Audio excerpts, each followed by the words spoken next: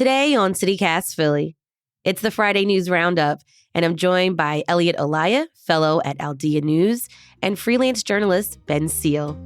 It's Friday, February 3rd, 2023.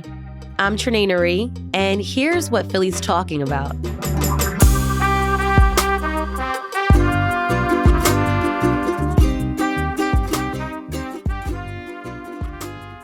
Hey, Elliot. Hey, Ben. Welcome to CityCast Philly. Glad to be here. Thanks for having us. Okay, so earlier this week on the show, we talked about traffic nightmares.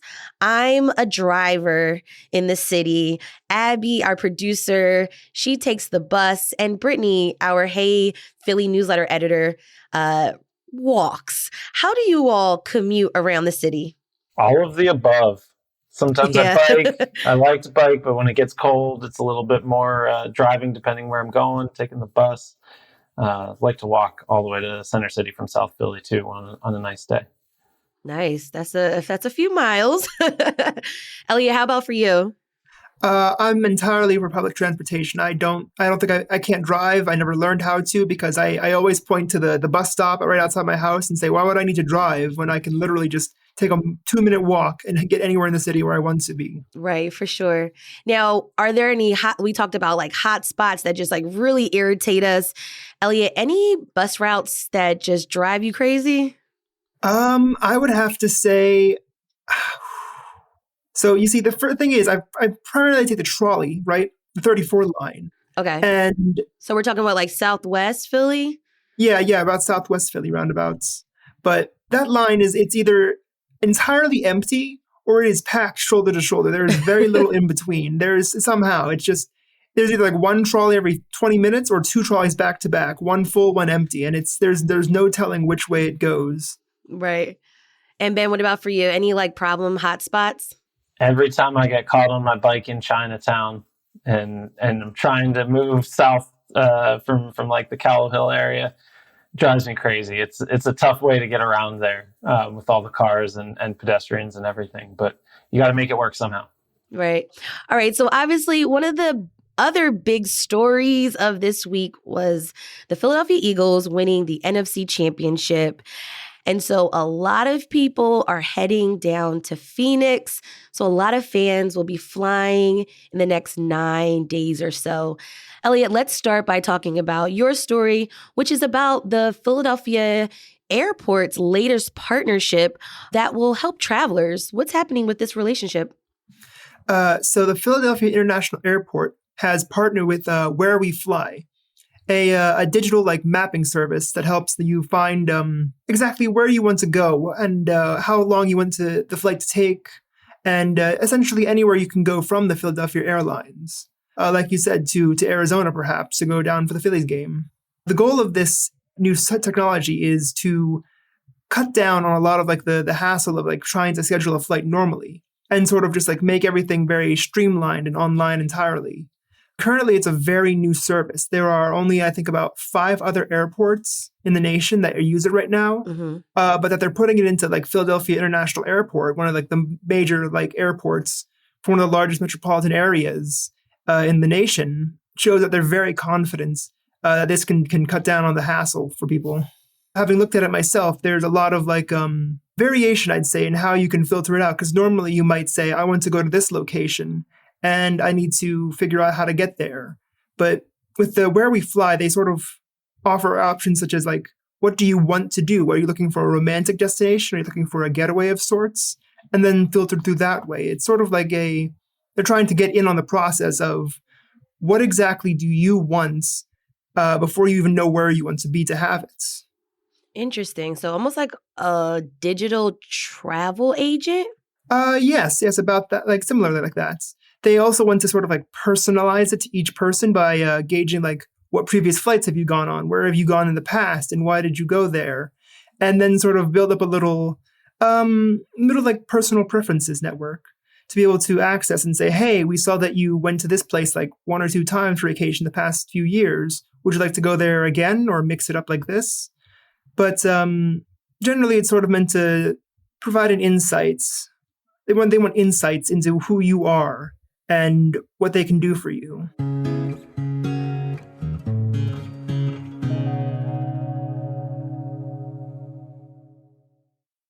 Now, switching gears a bit, Ben, your story this week focused on how Philadelphia students are learning about climate change in and out of the classroom, right? Yeah, I wrote in Grid Magazine's February issue about the sort of climate change curriculum within the city and how it's developed over the past several years. The sort of short version, I guess, is that there have been a lot of efforts made to help students learn a little bit more about climate change and a little bit beyond just the facts, a little bit beyond the science, really trying to develop the analytical thinking and sort of systems thinking that will help them to really be problem solvers and help find solutions to climate change as they get older, as they move into careers after they leave the school district, and so on. There's a bit of a caveat, I guess, to the really good work that's being done, which is that it's a curriculum that's only being rolled out to about 40 teachers this year. It's been done in partnership with Fairmount Waterworks, and it's a curriculum called Understanding the Urban Watershed. It's really focused on the role that water plays across the spectrum in climate change and helping students understand that. But if it's only reaching a certain number of teachers, it's only going to be able to reach a certain number of students. And I think what I Right. found in my reporting is that that's sort of the pitfall here is that if you look in neighboring New Jersey, for example, climate change education is now required across all grade levels, across all classes.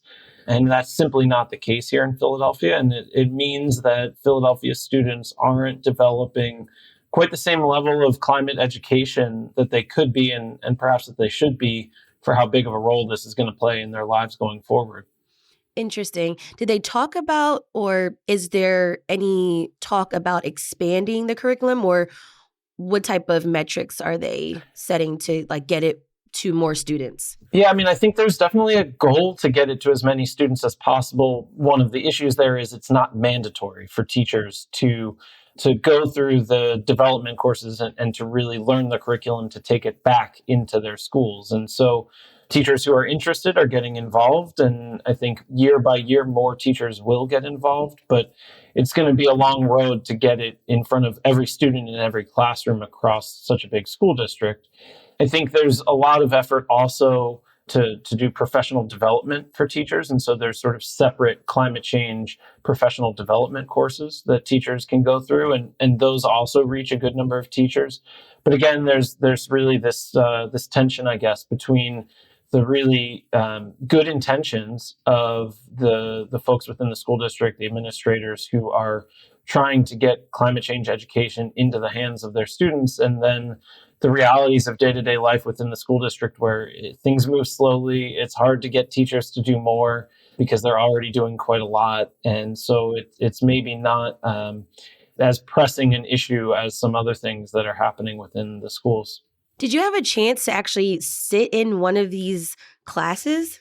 I wasn't able to sit in on any classes. I did talk with some teachers and administrators who are really hands-on with what climate change education looks like, and got a pretty good sense of what it can be within some of the classrooms.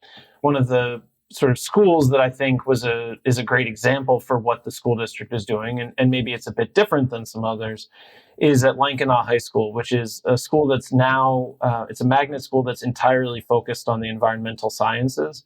And so everything they do there is really geared not just toward climate change, but towards understanding the world around us and giving students hands-on opportunities. You know, one example there of what they've done is they're working with students to develop, to grow mussels, you know, like the mussels that are used in the Schuylkill River to help purify the water. And in the classroom, they are learning about how to grow them, how best to develop them for sort of climate change adaptation and things like that. I think it's maybe a small example of what the school district is trying to do more broadly. And if they want to move forward and give students the skills they need, those types of opportunities to get hands-on and understand the science, understand communicating the science are going to be really important going forward. Interesting. Now, Elliot, I want to get you back into the conversation. You recently did a story on the National Association for Community Asset Builders. They're also known as NowCap. And they just announced their list of 2023 Pete Garcia Fellowship members. What exactly does NowCap do? So their goal is essentially to find nonprofits that seek to economically develop Latino communities. And they find the leaders of these nonprofits that help these communities, and they offer them training. They say, we see that you're doing this good work, and we want to help improve the skills you need to do your work. And they put them through a 9-month training course to essentially, through like virtual sessions and in-person sessions and a group project, to be able to enhance these skills. So that way when they return to their nonprofits, they have better training and better understanding of the work they do and how to implement what needs to be done. So they've been doing it for over a decade now, I believe. And I believe that it's only going to keep growing with their alumni network, who are able to rely on each other and support each other in their endeavors. And this is a national group of Latino leaders. Yes, they operate in over 24 states, Puerto Rico, and the District of Columbia. Mm-hmm. Ben, what other stories caught your eye this week? It's a good question. I was reading this story from Kristen Graham in the Inquirer about the school district. I guess we might as well stay with my interest in the schools this week. Getting a grant, a $4 million grant from the Department of Education to work on programming that will work on community building and restorative justice within schools as a way to improve the welfare of the schools and the climate within schools. You know, I think for a long time, especially within the Philadelphia school district, there's been this sort of reactive disciplinary system, and a lot of students, when they act up or misbehave or aren't understood in some way, will get, detention or suspension, or in a lot of cases, expulsion. And this program is looking to try to push things in a different direction and really improve the way that schools work with students that are maybe having behavioral challenges or something like that, to give them opportunities to build relationships with their classmates or their teachers and get put on a better path rather than simply punish them and move on from it. I think schools for too long have had have reflected a little bit the way that the criminal justice system works. And maybe this is a bit of a recognition that we need to think differently about the way that we work with students and deal with kids who are going through a lot. And so hopefully it's a good step in the right direction, and that funding will be able to expand the program to more schools and get more students back in the classroom and learning and growing instead of being punished. Yeah, it's really interesting too, because solutions journalism is what we kind of talk about amongst, journalists and reporters, that we're always looking for a solution to solving some of these really difficult challenges that the schools are facing. Any good news that we want to leave off with our listeners that you all wanted to mention? We've got only one more week left before the Super Bowl, so plenty of time. Yes. To get your chili cooking, get your ribs in the oven, and get excited for the big game.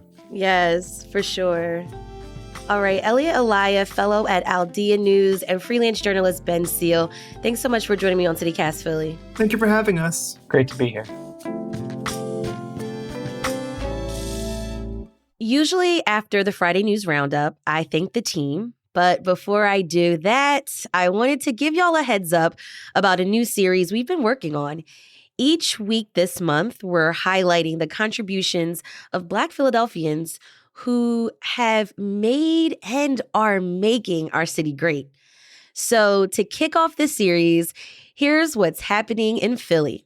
Tonight at the Kimmel Center, catch a special performance of African-American composer Margaret Bonds' Credo, a setting of a prose poem by W.E.B. Du Bois. Bonds was one of the first Black composers to get recognition in America. This show runs tonight through Sunday. And every Saturday this month, the Betsy Ross House, located at 239 Arch Street, will host Black History Tours. And also, you may want to check this out too. There's a scavenger hunt to uncover Philly's hidden stories of Black history and resilience. This happens every Saturday and Sunday through February 27th at the Independence Visitor Center. And guess what? It's free. You can learn more about these events and other recommendations in our Hey Philly newsletter. That's all for today here on CityCast Philly. Our producers are Abby Fritz and Lizzie Goldsmith. Our Hey Philly newsletter editor is Brittany Valentine.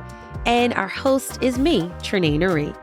Music is by Philly's own Interminable, with additional music from all the kimonos. If you enjoyed this week of episodes, why not tell a friend? Rate the show, leave us a review, and subscribe to our morning newsletter. We'll be back Monday morning with more news from around the city. Have a great and safe weekend. Bye.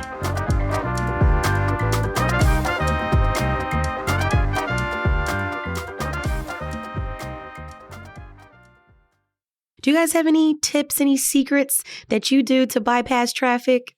Walk. The cars can't get you there usually. There you go.